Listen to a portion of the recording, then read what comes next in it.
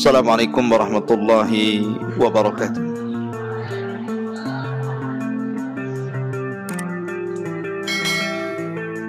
Alhamdulillah wassalatu wassalamu ala Rasulillah wa ala alihi wa sahbihi wa mawalah. Wala hawla wala quwwata illa billahi wa ba'du. Qala Allahu azza wa jal, ya ayyuhalladzina amanu taqullaha haqqa tuqatih wa la tamutunna illa wa antum muslimun, amma ba'du. Ma'asyiral muslimin yang dimuliakan Allah subhanahu wa ta'ala,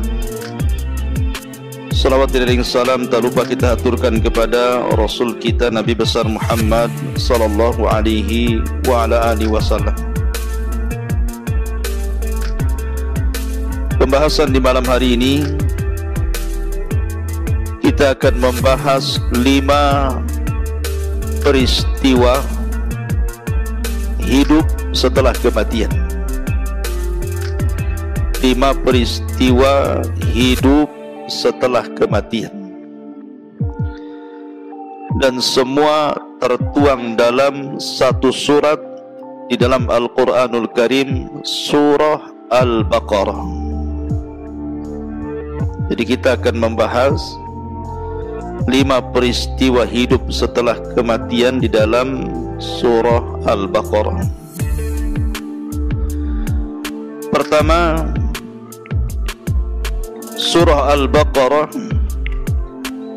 ayat 55 sampai 56. Ayat 55 sampai 56. Allah subhanahu wa ta'ala berfirman, wa idh qultum ya Musa lan nu'mina laka hatta narallaha jahra fa akhadhatkumus sa'iqatu wa antum tanzurun thumma ba'athnakum min ba'di mautikum la'allakum tashkurun. Allah subhanahu wa ta'ala berfirman, dan ingatlah ketika kalian berkata, wahai Musa, kami tidak akan beriman kepadamu sampai kami melihat Allah terang-terangan. Maka datanglah halilintar menyambar kalian, dan engkau melihat halilintar itu. Kemudian halilintar itu membunuh semua orang. Tsumma ba'atsnakum min ba'di mautikum, tetapi setelah itu kami bangkitkan kembali kalian setelah kematian kalian. La'allakum tashkurun, agar kalian bersyukur. Bagaimana kisahnya? 2 ayat dalam surah Al-Baqarah 55 dan 56. Begini ikhwan. Jadi ketika Nabi Musa alaihi salatu wassalam menghukum Bani Israel gara-gara mereka menyembah patung anak sapi yang dibuat oleh Samiri. Jadi ada orang namanya Samiri, munafiknya Bani Israel, membuat patung anak sapi dari emas. Lah Samiri ini memiliki tanah bekas pijakan kaki kuda Jibril. Jadi ketika Samiri melihat Jibril sedang berjalan bersama Nabi Musa saat Fir'aun ditenggelamkan, maka Samiri melihat pijakan kaki kuda itu, kemudian bekas pijakannya, tanahnya diambil. Kemudian setelah itu, karena Samiri mengutip emas-emas yang dibuang Bani Israel, karena itu emas-emas harta rampasan dari orang-orangnya Fir'aun di Mesir, maka mereka buang karena tidak boleh dibawa. Tetapi oleh Samiri dikutip emas itu, kemudian dicetak jadi patung sapi dari emas. Setelah dicetak jadi patung sapi, tanah bekas pijakan kaki kuda Jibril itu disiramkan ke dalam patung anak sapi itu. Tiba-tiba bersuara, lahu khuar, dalam Quran disebutkan, tiba-tiba suara keluar dari patung anak sapi itu. Gimana suara sapi? Oh, Masyurul muslimin yang dimuliakan Allah subhanahu wa ta'ala. Lah ketika itu Nabi Musa sedang meninggalkan Bani Israel selama 40 malam untuk mengambil Taurat. Tiba-tiba Samiri mengatakan kepada Bani Israel, lihat, Musa Nabi kalian cari Tuhan jauh sekali, sampai harus ke Bukit Saina, padahal Tuhannya ada di sini, maksudnya patung anak sapi. Maka 70.000 Bani Israel murtad, menyembah patung anak sapi yang dirangkai Samiri dan meninggalkan agama tauhid. Maka sepulangnya Nabi Musa alaihi salatu wassalam dari Bukit Saina dan membawa Taurat serta papan Taurat, melihat 70 Bani Israel murtad, maka Musa pun murka. Kemudian memanggil Harun saudaranya, kemudian memanggil Samiri, akhirnya mengusir Samiri, kemudian menghukum Bani Israel berdasarkan Taurat dengan cara sebagai hukumannya dan sebagai tobatnya karena mereka sudah murtad, maka mereka harus saling tusuk-tusukan satu dengan yang lainnya, saling bunuh-bunuhan dengan satu dengan yang lain, sama-sama pegang pisau. Begitu cara tobatnya. Tusuk sini, kamu tusuk saya tusuk kamu, ya. Akhirnya 70.000 orang itu semua mati. Awalnya mereka nggak mau, karena tobatnya harus saling bunuh-membunuh. Awalnya mereka nggak mau. Karena mereka nggak mau, maka mereka diancam dengan bukit Tur yang diangkat di atas kepala mereka. Wa rafa'na fawqakumut tur khudhu ma atainakum biquwwah. Maka Allah angkat bukit Tur di atas kepala mereka. Mau tobat atau mau dibanting bukit Tur ini? Tobat mati, tak tobat mati, ya kan? Kalau tak tobat, dihantam bukit Tur mati. Kemudian tobat disuruh tusuk-tusukan, mati juga. Jadi tobat nggak tobat, dua-duanya mati. Tetapi mati di atas tobat, dzalikum khairul lakum inda bariikum, itu lebih baik dibandingkan mati kena adab. Akhirnya mereka pun memilih tusuk-tusukan satu dengan yang lainnya. Kemudian semua mati, sebanyak 70.000 Bani Israel mati semua. Maka Nabi Musa alaihi salatu wassalam mulai menggembleng orang-orang yang tidak terlibat dalam pemurtatan Samiri. Kemudian Nabi Musa ingin membawa mereka supaya meyakinkan bahwa dia bisa bicara dengan Allah. Maka diajaklah beberapa orang pilihan menuju Bukit Tur Sina. Ada yang mengatakan 6 orang, ada yang mengatakan 12 orang, wallahu alam. Yang jelas khawasnya Nabi Musa, orang-orang pilihannya Nabi Musa, diajak oleh Musa biar mereka yakin bahwa dia bisa berbicara dengan Allah. Berangkatlah mereka. Di tengah jalan mereka nggak yakin dengan Nabi Musa. Subhanallah, padahal ini orang pilihan nih. Mereka nggak yakin dengan Nabi Musa, bahkan mengancam dan mengatakan, wa id qultum ya Musa lan nu'mina laka hatta narallaha jahra. Mereka mengatakan, ya Musa, kami tidak akan beriman kepadamu sampai kami bisa melihat Allah Tuhanmu dengan kasat mata. Kata-kata lan nu'mina, kami tidak beriman, maksudnya tidak beriman kepada kenabianmu, atau tidak beriman bahwa engkau itu bisa bicara dengan Tuhanmu.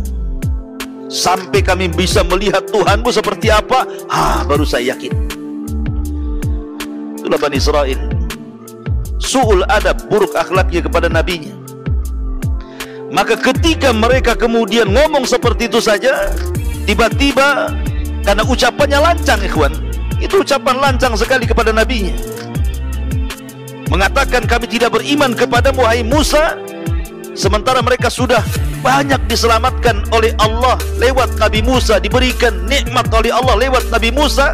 Ujung-ujungnya kurang ajar dan mengatakan kami tidak beriman kepadamu wahai Musa sampai engkau tampakkan Tuhanmu seperti apa. Karena mereka sudah lancang, apa yang terjadi? Fa'akhadatkumus sa'iqatu wa antum tanzurun. Datang halilintar menyampar orang-orang ini. Langsung seketika semua mati tersambar halilintar. Mati semuanya. Ya. Tetapi setelah itu Nabi Musa berdoa kembali kepada Allah agar dihidupkan kembali. Maka Allah katakan, "Tsumma ba'atsnakum mim ba'di mautikum la'allakum tashkurun." Kemudian kami bangkitkan kembali kalian setelah kematian kalian agar kalian bersyukur. Maka di sini terjadi qudratullah, kuasa Allah, orang mati bisa hidup lagi. Ini kisah yang pertama. Kisah yang kedua terdapat dalam surah Al-Baqarah ayat 67 sampai 73. Ada kisah yang disebut Baqaratu Bani Israel. Kisah Baqarah Bani Israel, sapi betina Bani Israel. Bagaimana kisahnya? Allah Subhanahu wa ta'ala berfirman, wa idh qala Musa liqaumihi innallaha ya'murukum an tadbahu baqarah qalu atattakhiduna huzwa qala a'udzu billahi an akuna minal jahilin. Dan ingatlah ketika Musa berkata kepada kaumnya, sesungguhnya Allah perintahkan kepada kalian untuk menyembelih baqaratan, sapi betina. Qalu, mereka mengatakan, atattakhiduna huzwa, kau hendak main-main dengan kami wahai Musa? Maka Musa mengatakan, a'udzubillah, aku berlindung kepada Allah, an akuna minal jahilin, kalau aku termasuk orang jahil. Ceritanya begini. Di zaman Bani Israel ada orang kaya, kaya sekali, dan baik hati, suka sedekah, suka nyumbang, sehingga dicintai oleh Bani Israel. Kalau sudah kaya, dermawan, baik hati, pasti disukai orang. Tapi kalau sudah kaya, kemudian pelit, kemudian kedekut, kemudian tidak bakhil gitu ya, kemudian sombong, dibenci orang biasa. Lebih-lebih sudah miskin, kedekut lagi. Ma'asyiral muslimin yang dimuliakan Allah Azza wa Jalla. Jadi ada orang kaya Bani Israel, saking kayanya, baik hati, suka dermawan, suka nih Bani Israel sama orang ini. Masalahnya dia hidup tidak punya keturunan, maka dia mengambil anak saudaranya dijadikan anak angkatnya, ponakannya dijadikan anak angkatnya. Tapi ponakannya tak tahu diri. Dilihat pamannya kaya raya, kemudian dia sudah diangkat jadi anak angkatnya, terpikir nih, gimana caranya mengambil hartanya. Maka iblis masuk ke otaknya, begini, kalau kau ingin mengambil kekayaannya, bunuh pamanmu itu. Akhirnya malam-malam, gelap-gelap, kemudian dia pun beraksi dibunuh pamannya. Bani Israel tidak tahu. Setelah dibunuh pamannya, digendonglah jasadnya, kemudian dibawa kepada kabilah lain, diletakkan di depan rumah kabilah lain, supaya nanti dia dapat uang diatnya. Nanti orang nuduh kabilah itu yang bunuh. Kalau dalam hukum Islam, kalau bunuh dibalas bunuh, kalau tidak diat bayar unta, 100 ekor unta. Kan lumayan juga, sudah dapat warisan, dapat 100 ekor unta katanya. Serakah. Akhirnya betul-betul diletakkan paman yang sudah dibunuh itu, kemudian diletakkan di kabilah lain, dan dituduh bahwa kabilah itu sudah membunuh pamannya dan harus bayar diat. Dicikan, pertama mau ngambil hartanya, yang kedua mau ngambil diatnya. Akhirnya kemudian kabilah yang diletakkan jasad paman itu tidak terima. Kenapa? Karena merasa tidak membunuh masalahnya. Loh, kami tidak membunuh, kok kami dituduh pula membunuh? Sementara kabilah dari pamannya itu bangkit dan menuduh bahwa kalian yang membunuhnya, dan provokatornya adalah ponaannya ini, anak dari pamannya, anak dari saudaranya orang kaya itulah yang memprovokasi orang jadi provokator. Seolah-olah orang itu dan kabilah itu yang membunuhnya, sampai mau perang dua kabilah gara-gara kasus ini. Akhirnya sebelum terjadi peperangan, orang-orang yang berakal di antara mereka berkumpul. Lah, ngapain kita perang? Kan kita punya Nabi Musa. Cobalah kita tanyakan sama Nabi Musa, kira-kira siapa yang membunuh orang ini? Boleh jadi ada solusi. Yuk kita berangkat kepada Nabi Musa. Kisah inilah baru dimulai. Maka berangkatlah mereka kepada Nabi Musa. Apa katanya? Wa idh qala Musa liqaumihi innallaha ya'murukum an tadbahu baqarah. Setelah mereka datang kepada Nabi Musa, Musa pun berdoa kepada Allah, turun wahyu. Musa, katakan kepada Bani Israel, kalau ingin menyingkap pembunuhan, siapa dalang pembunuhnya, perintahkan Bani Israel, innallaha ya'murukum an tadbahu baqarah. Allah memerintahkan kalian untuk menyembelih seekor sapi betina. Sampai di sini Allah mudahkan. Namanya sapi betina itu mudah dicari. Anda mau nyembelih yang kecil, yang besar, yang jantan, yang perawan gitu, ataupun sapi yang cacat, yang sehat, yang warna-warni, yang gak berwarna gitu, boleh, silahkan. Yang penting sapi betina. Itu awalnya dimudahkan. Tapi Bani Israel ini su'ul adab, jelek akhlaknya sama nabinya.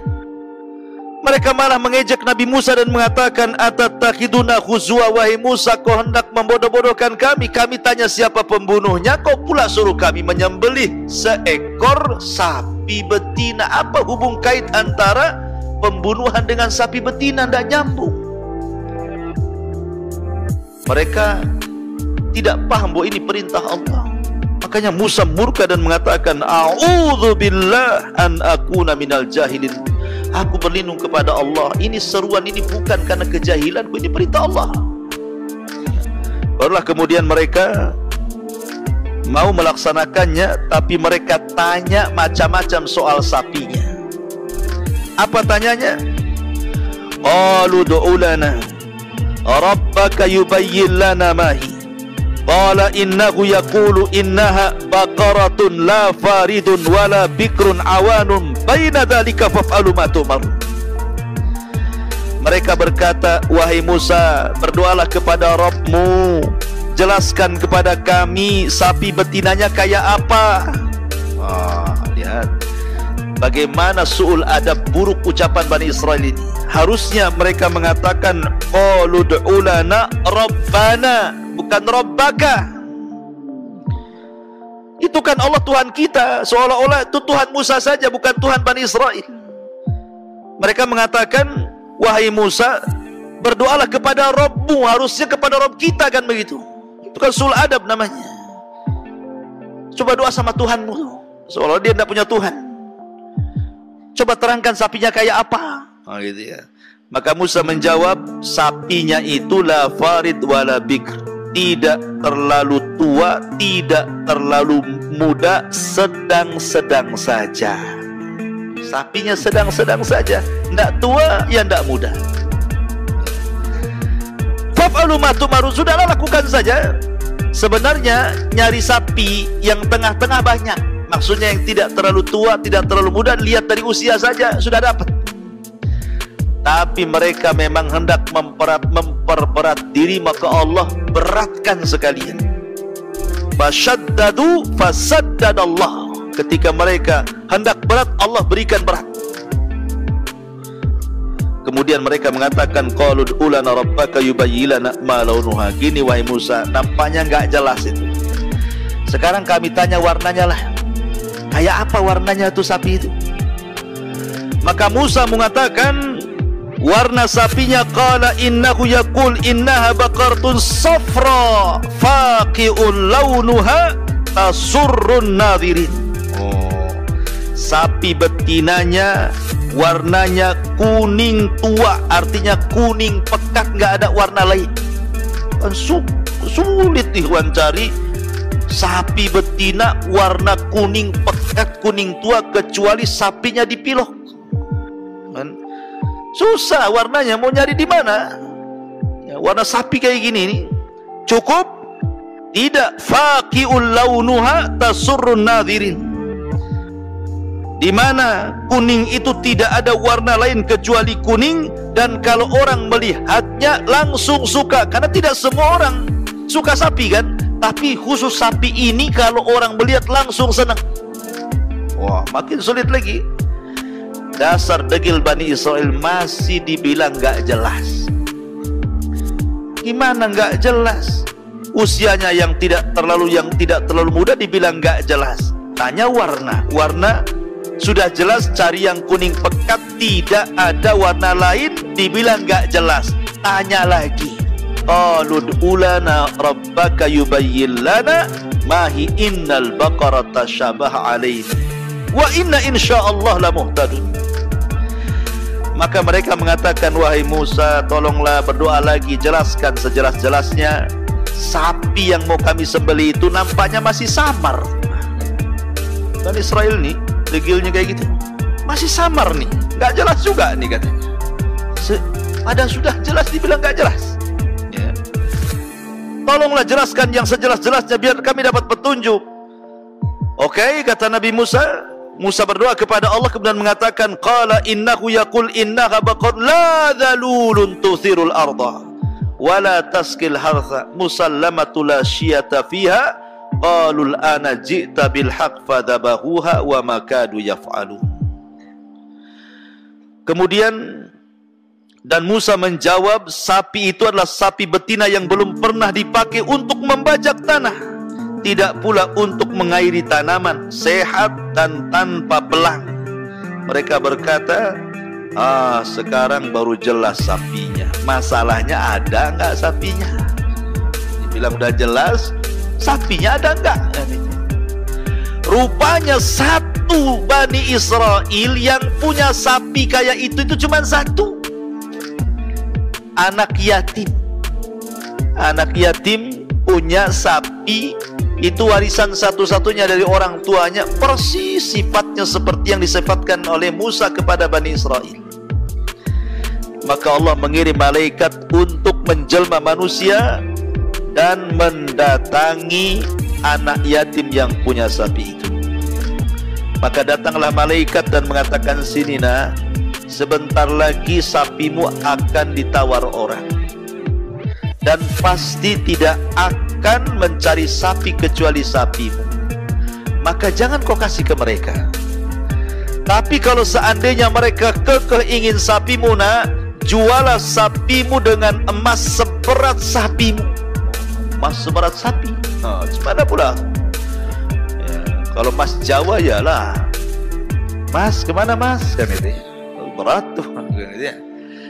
Tapi kalau emas ini, emas gelang, emas anting, emas kalung, ini seberat sapi dari mana? Makanya Allah Subhanahu wa taala menjelaskan bagaimana hampir-hampir mereka tidak sanggup melakukannya. Apa kata Allah? Faqulna daribu bi faqulna wa idza fadhabahu wa ma kadu yaf'alun. Di ujung ayat Allah mengatakan fadhabahuha wa ma kadu yaf'alun. Maka mereka pun berhasil menyembelihnya, tapi hampir-hampir gagal. Kenapa? Bukan tidak ada sapinya, ini sapinya sudah ada. Masalahnya mahal sekali, ya, karena harus membeli dengan emas seberat sapi itu. Dari mana coba? Terpaksalah akhirnya mak-mak, ibu-ibu itu ya, dicopotin antingnya, kalungnya, gelangnya, dikumpulkan di kilo, kemudian setelah seberat sapi itu baru anak yatim memberikan sapinya. Anak yatim ini kaya mendadak gara-gara jual sapi, kan gitu ya. Masyaallah muslimin yang dimuliakan Allah Azza wa Jalla. Setelah kemudian dapat sapi, apa yang terjadi? Dibawalah sapi itu kepada Nabi Musa. Maka Nabi Musa menyuruh untuk menyembelihnya, disembelihlah sapi itu. Kemudian diambillah bagian daging dari sapi itu, kemudian dipukulkan ke orang yang mati. Tiba-tiba hidup dia.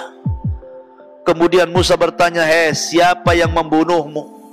Kemudian orang yang mati ini melirik-lirik, ternyata pandangannya langsung ke keponakannya. "Tuh, yang bunuh saya tuh," katanya. Habis itu mati lagi. Ya, hanya ngasih tahu pembunuhnya, habis itu plak, mati lagi. Tapi kan di sini sempat hidup sesaat. Ini namanya hidup setelah kematian. Kuasa Allah, hanya dipukul daging sapi bisa hidup. Tapi yang bisa melakukan seperti Nabi Musa, jangan pula ada orang mati antum pukul-pukul dengan daging sapi kok tak hidup-hidup, katanya. Ya, antum bukan Musa. Ya, ngapain pula antum pukul orang dengan daging sapi pula? Jadi ma'asyiral muslimin yang dimuliakan Allah Azza wa Jalla, ini peristiwa yang kedua dari kisah hidup setelah kematian dalam surah Al-Baqarah. Kemudian kisah yang ketiga masih dalam surah Al-Baqarah ayat 259. Agak jauh. Al-Baqarah 259. Allah Subhanahu wa taala berfirman di dalam Al-Baqarah 259 tentang kisah di mana Ibrahim alaihi salatu wassalam, di mana ada seorang nabi yang dalam sejarah disebut Uzair. Kisah Nabi Uzair disebutkan dalam Al-Baqarah 259. Allah mengatakan, "Au kalladzi marra ala qaryatin wa hiya khawiyatun ala urushiha qala anna yuhyi hadhihi Allahu ba'da mautiha fa amatahu Allahu mi'ata amin thumma ba'athah qala kam labista qala labistu yawman aw ba'da yawm qala bal labista mi'ata amin fanzur ila ta'amika wa syarabika lam yatasannah wanzur ila himarika walinaj'alaka ayatan linnas wanzur ila al-idham kaifa nunsizuha thumma naqsuha lahma falamma tabayyana lahu qala a'lamu anna Allah ala kulli syai'in qadir." Kisahnya begini. Dulu orang-orang Yahudi menguasai Palestina. Tapi orang-orang Yahudi itu terkenal su'ul adab kepada para nabi. Buruk adabnya, buruk akhlaknya, buruk muamalahnya, sehingga terkadang mereka mendustakan nabi, bahkan sampai membunuh para nabi. Sampai-sampai Nabi Zakaria dibunuh orang Yahudi, Nabi Yahya dibunuh orang Yahudi, Nabi Isa pun tidak lepas akan terjadi pembunuhan kalau tidak diangkat Allah ke langit. Banyak. Akhirnya kemudian banyak para nabi yang didustakan dan dibunuh. Sebab itulah Allah datangkan kepada Yahudi Bani Israel pasukan besar yang dipimpin oleh Bukhtun Nasr. Ada orang namanya Bukhtun Nasr, penguasa Babil Irak, membawa pasukan besar kemudian menyerang Palestina dan dihancurkan serata-ratanya bangunannya itu. Diratakan dengan tanah. Orangnya dibantai, perempuannya kemudian jadi budak, yang lainnya pergi tunggang langgang ketakutan. Dan banyak orang dibantai di Palestina oleh pasukan Bukhtun Nasr yang datang dari Babil Irak. Akhirnya orang-orang Yahudi pun terancam. Kenapa? Karena kalah Palestina, dihancurkan oleh Bukhtun Nasr. Karena padahal sebelumnya mereka sudah baru saja membunuh Nabi Yahya dan Zakaria. Tiba-tiba mereka diserang oleh kerajaan Babil dipimpin Bukhtun Nasr. Kotanya hancur sehancur-hancurnya, perempuannya diperbudak, laki-lakinya dibantai, akhirnya yang lainnya lari tunggang langgang gak karu-karuan. Akhirnya kota itu hancur lebur. Kemudian Bukhtun Nasr pulang ke Irak membawa harta rampasan perang dan tawanan-tawanan perang. Kemudian tiba-tiba kota itu sudah hancur, tidak berpenghuni lagi, kota mati. Tiba-tiba ada seorang nabi lewat, namanya Uzair alaihi salam. Di sini cerita dimulai, au kalladzi marra ala qaryatin wa hiya khawiyatun ala urushiha. Atau seperti orang yang melewati sebuah negeri yang bangunan-bangunannya telah roboh hingga menutupi reruntuhan atap-atapnya. Jadi Nabi Uzair ini melihat Palestina yang tadinya megah, rame, sekarang sudah roboh, nggak ada orang, bangunannya rusak ya. Maka Uzair pun berpikir, kemudian termenung dan mengatakan, anna yuhyi hadhillahu ba'da mautiha, kata Uzair. Mungkinkah Allah subhanahu wa ta'ala kembali menghidupkan kota setelah kematiannya? Uzair bukan mengingkari kuasa Allah, tidak. Seperti kita lah sekarang itu melihat Suriah, perang Suriah yang tadinya kota yang sangat indah, setelah terjadi perang bom sana sini akhirnya banyak yang rusak.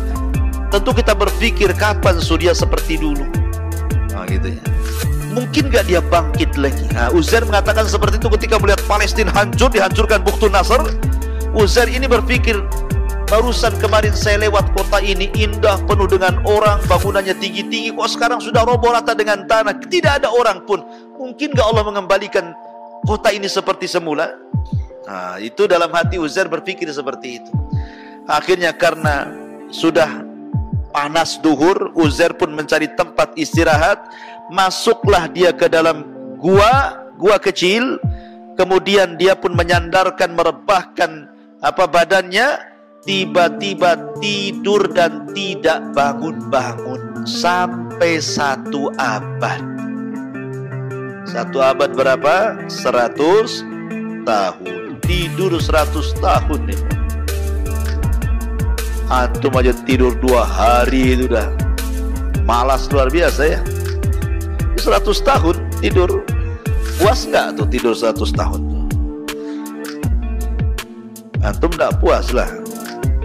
Jadi akhirnya kemudian tidur 1 abad tuh nggak bangun-bangun. Masya Allah, kuasa Allah. Lah Uzair ini membawa perbekalan makanan. Di makanan itu ada roti gitu ya. Lah ketika itu kan Uzair sedang buat roti itu. Jadi sedang ngadon roti dengan dikasih asir, dikasih jus gitu ya, dicampur biar lembut rotinya. Ditaruh di panci gitu. Kemudian keledainya diikat di samping gua. Kemudian sambil nunggu makanan itu dia tidur. Rupanya tidak terasa 1 abad dia baru bangun. Apa yang terjadi dengan makanannya? Dan apa pula yang terjadi dengan keledainya? Disinilah kuasa Allahnya. Maka Allah subhanahu wa ta'ala kemudian bangunkan Uzair setelah fa'amatahullahu mi'ata amin. Setelah Allah buat Uzair itu diwafatkan, maksudnya ditidurkan selama 100 tahun 1 abad. Tsumma ba'athah, tiba-tiba Allah bangunkan. Diutusnya malaikat suruh bangunkan Uzair tuh udah lama, udah 100 tahun tuh dia tidur tuh. Akhirnya pun dibangunkan sama malaikat. Ditanya sama malaikat, kam labista, berapa lama kau sudah tinggal di sini Uzair? Kata Uzair, labistu yauman au ba'da yaum. Dia kaget, oh boleh jadi saya baru tidur 1 hari atau mungkin setengah hari katanya. Karena dia tidurnya ketika ditidurkan duhur, ketika dibangunkan asar. Disangkanya tidur dari duhur ke asar. padahal sudah 1 abad dia tidur. Ya. Akhirnya kemudian dijelaskanlah sama malaikat ini. Malaikat ini mengatakan, ya Uzair, bal labista mi'ata amin. Engkau sudah 100 tahun loh, bukan 1 hari setengah hari, 100 tahun kau tidur tuh.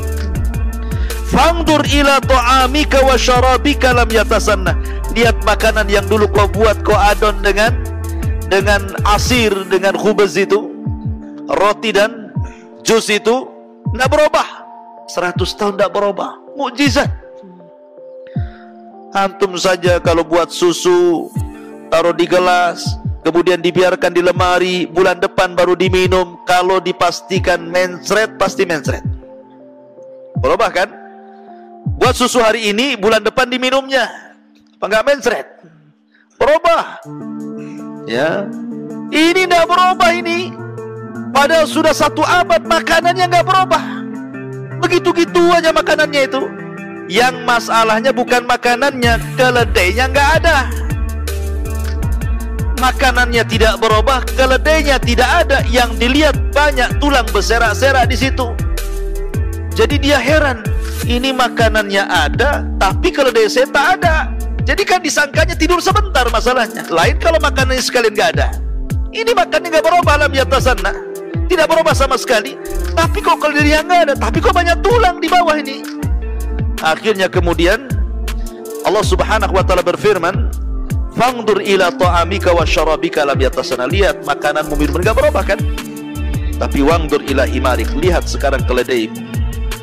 Walinaj'alaka ayatan linnas, kami akan jadikan keledai itu tanda kuasa Allah bagi manusia.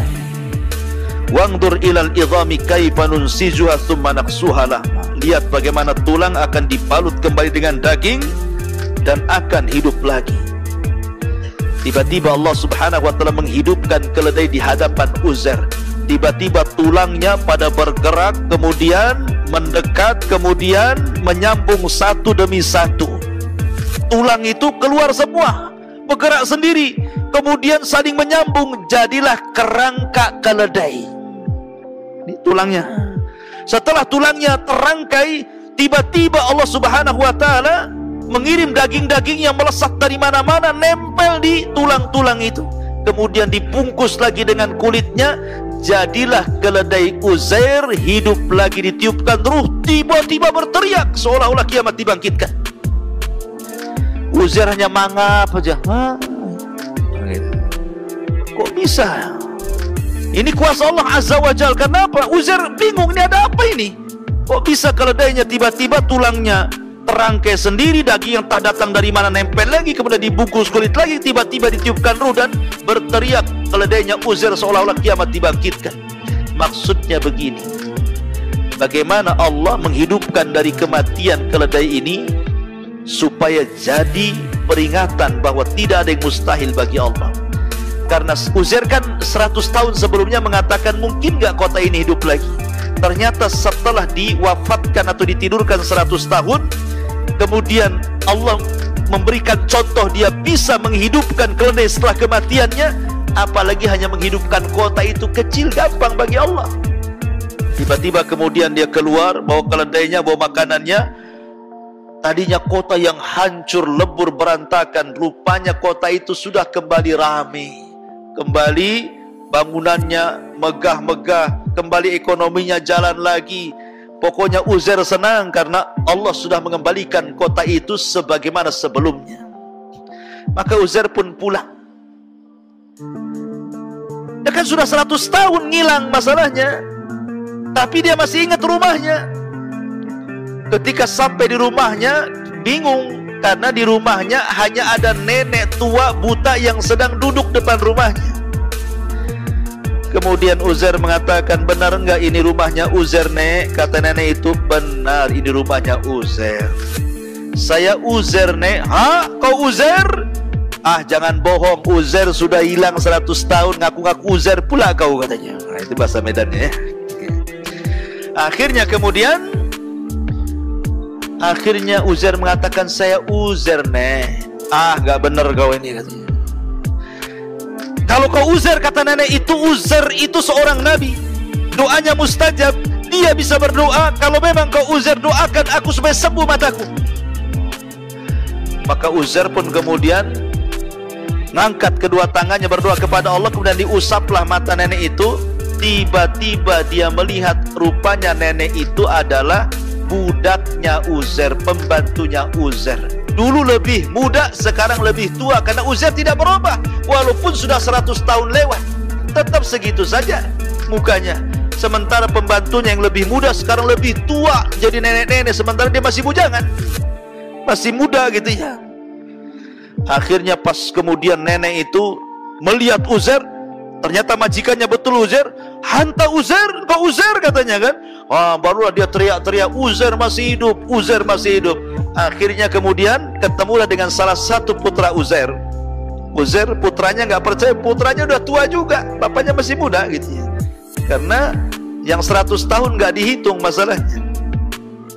Kalau kau adalah bapakku, katanya, bapakku itu pernah menyembunyikan Taurat sebelum Bukhtun Nasr menghancurkan Palestina.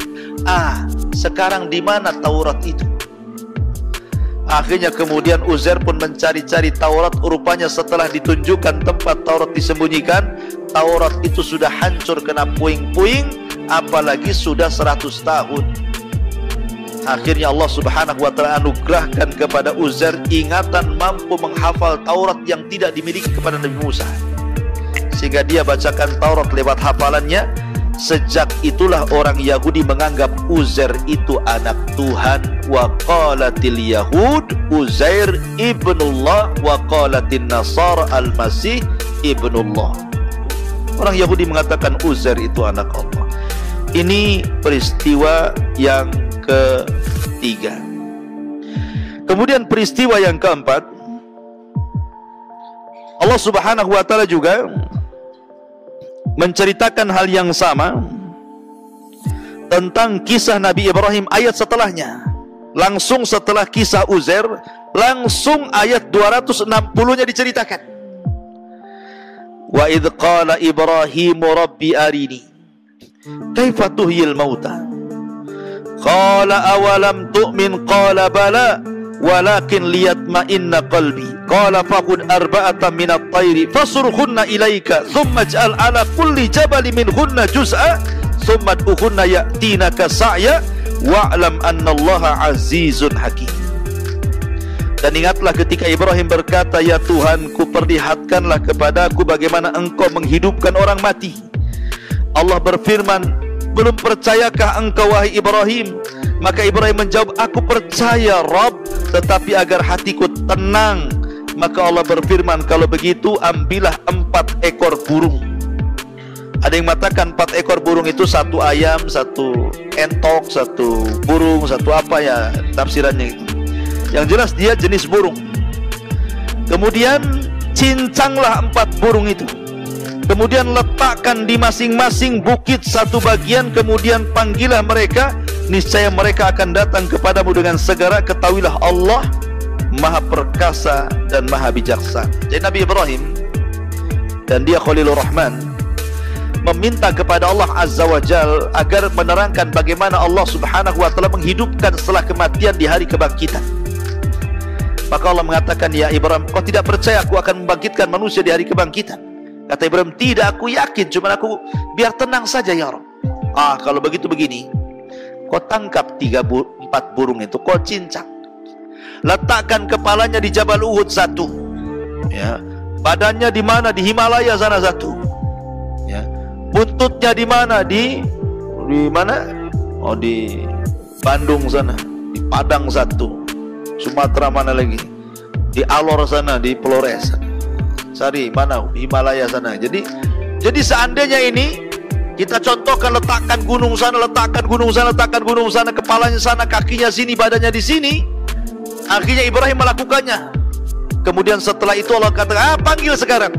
Tiba-tiba ketika dipanggil, burung itu melesat, kepalanya lari, kakinya lari, badannya lari, sambil melayang terangkai sendiri. Tiba-tiba datang menghadap Ibrahim, sudah hidup kembali. Wah, luar biasa. Ya. Itu mukjizat Ibrahim. Kalau antum nyincang burung, ya ujung-ujungnya antum masak lah. Dan mungkin dibalikan hidup lagi.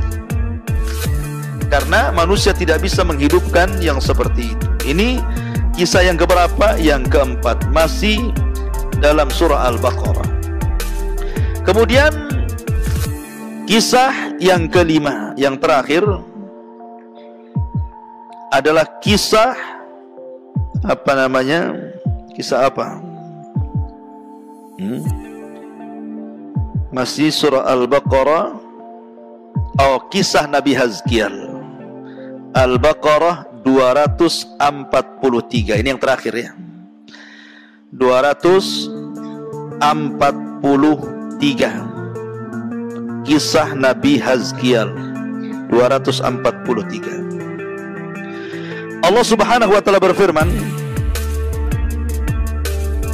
243, Alam tara ilal ladzina kharaju min diyarihim wa hum ulufun hadaral maut faqala lahumullahu mutu thumma ahyahum innallaha ladzu fadlin 'alan nas walakinna aktsaran nasi la yashkurun. Tidakkah engkau lihat kepada orang-orang yang mereka keluar dari negeri mereka dan jumlah mereka uluf ribuan karena menghindari kematian. Maka Allah berfirman kepada mereka, matilah kalian. Kemudian mereka mati. Kemudian Allah katakan, hiduplah kalian. Maka mereka pun hidup. Sesungguhnya Allah sungguh pemilik keagungan atas manusia, akan tapi kebanyakan manusia tidak bersyukur. Jadi begini kisahnya ikhwan, kisah Nabi Hazkiel ini. Jadi di Bani Israel itu pernah terjadi semacam corona. Dulu kan awal-awal corona di mana? Di Wuhan, Cina kan. Beritanya kan heboh tuh, ya, sampai mayat bergelimpang-gelimpangan tuh, gak karu-karuan di jalan-jalan, sampai daerah negeri mana itu sampai gak terurus jenazahnya, meninggal geletak di jalan di mana-mana gitu ya. Macam itulah di zaman Bani Israel terjadi wabah yang disebut dengan wabah taun. Jadi datang taun membunuh ribuan jiwa Bani Israel, lah yang selamat keluar. Yang selamat keluar karena takut tertular taun. Akhirnya yang selamat tidak terkena taun itu mereka karena takut tertular, mereka keluar dari negerinya. Akhirnya mereka cari tempat yang selamat. Ketika sampai di tempat yang jauh dari tempat asal mereka terkena wabah, tiba-tiba baru sampai di tempat itu, rupanya malaikat maut sudah nunggu mereka.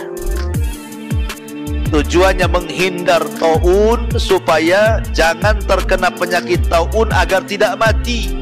Mereka keluar dari negerinya, sampai di tempat yang dikira selamat, tiba-tiba malaikat maut pula ada di situ. Lah, gimana ceritanya? Menghindar kematian, jatuh ke kematian namanya.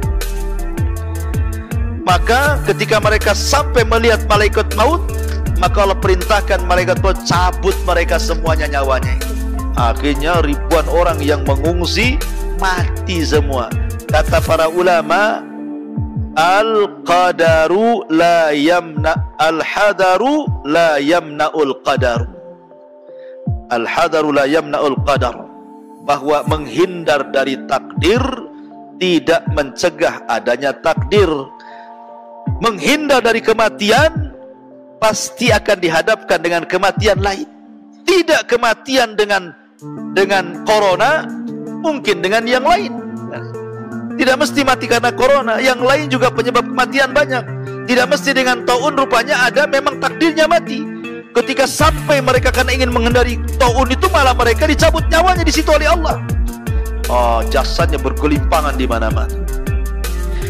Ketika itu Nabi Hazkiel lewat di situ, kok banyak jasad di mana-mana. Rupanya jasad-jasad Bani Israel yang menghindar dari taun itu. Maka Allah berfirman kepada Nabi Hazkiel, wahai Hazkiel, maukah kuhidupkan mereka semuanya?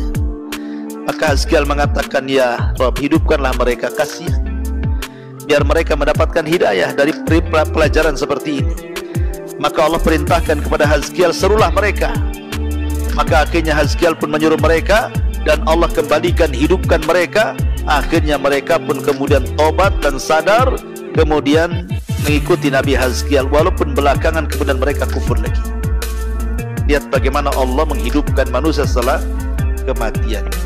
Taib, ini diantara 5 peristiwa hidup setelah kematian.